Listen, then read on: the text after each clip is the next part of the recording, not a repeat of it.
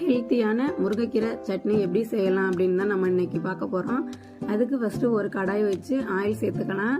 அது கூட 2 ஸ்பூன் உளுந்தம்பருப்பு, 2 ஸ்பூன் கடலைப்பருப்பு, காஞ்ச மிளகாய் ஒரு 3, காரத்துக்கு தேவைப்படுற அளவு நீங்கள் சேர்த்துக்கோங்க. 1/4 ஸ்பூன் மிளகு, 1/4 ஸ்பூன் ஜீரகம் எல்லாம் சேர்த்து நல்லா வதக்கிக்குவோம். அது கூட கட் பண்ணி வச்சுருக்க வெங்காயம், 10 பல் பூண்டு, ஒரு சின்ன துண்டு இஞ்சி, கொஞ்சமாக புளி, இதையும் சேர்த்து நல்லா வதக்கிக்குவோம்.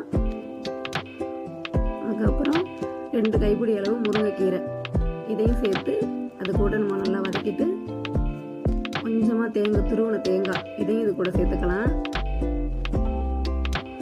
இது நல்லா வதங்கினதுக்கு அப்புறம் ஒரு மிக்ஸி ஜாரில் சேர்த்துக்குவோம்.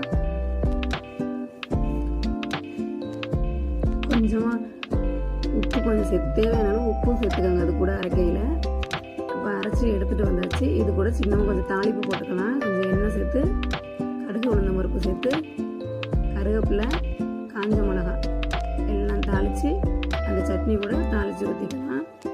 சுவையான டேஸ்டான ஹெல்த்தியான முருங்கைக்கீரை சட்னி ரெடி. இது எப்படி இருக்குன்னு செஞ்சு பார்த்துட்டு கமெண்ட் பண்ணுங்கள்.